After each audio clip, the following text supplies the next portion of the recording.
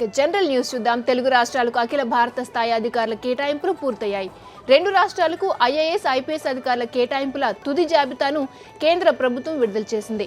వాస్తవానికి గత నెల 2వ వారంలోనే ఈ ప్రక్రియ పూర్తి కావాల్సి ఉన్న వివిధ ఒత్తిళ్ల నేపథ్యంలో తుది కేటాయింపుల జాబితా ప్రకటన ఆలస్యమైంది. ఐపీఎస్ పోస్టుల పంపకంలో భాగంగా ఏపీకి 144 పోస్టులు, తెలంగాణకు 95 పోస్టులు వచ్చాయి.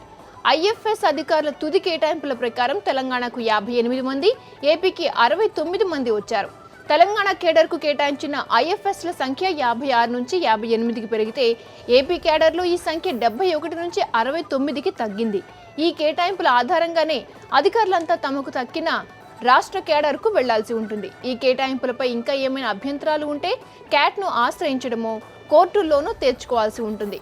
అభ్యంతరాలున్న అధికారులు డిప్యుటేషన్పై తమకు నచ్చిన రాష్ట్రంలో పనిచేసే అవకాశం ఉన్నా అందుకు ఇరు రాష్ట్రాల ముఖ్యమంత్రులు, కేంద్ర ప్రభుత్వం ఆమోదం తప్పనిసరి.